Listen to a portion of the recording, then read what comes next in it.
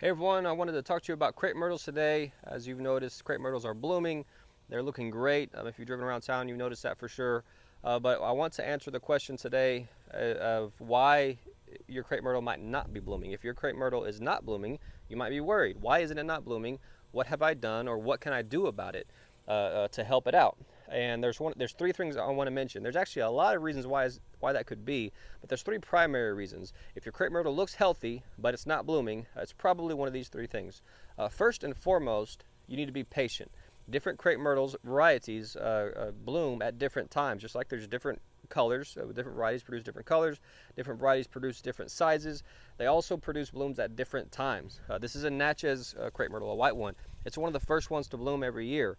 But your Catawbas and your Tuscaroras and Dynamites, they could be weeks apart or even months apart as far as the time frame for the bloom. So just be patient. It might just be that your crepe myrtle isn't ready to bloom yet, and it will be soon. Secondly, it could be a shade issue. Shade is a real problem for crepe myrtles. They can live in the shade, they can survive in the shade, they can look really healthy, but they won't bloom as much. If they're not getting 6 to 7 plus hours of sunlight, direct sunlight every day, they're not going to bloom as much, or they might not bloom at all. So you might need to do some trimming around it of other trees, or maybe it's just in the wrong spot.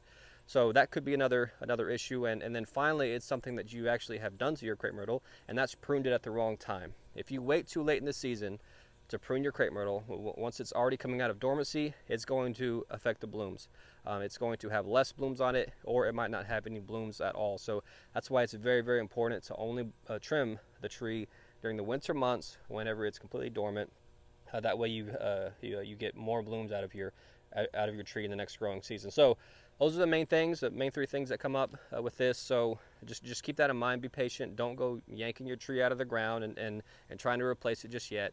Really just need to be patient, wait it out, and then you might need to make some adjustments for next season for you to really have a lot of bloom. So hope that helps. Let us know if you have any questions about that. Thanks.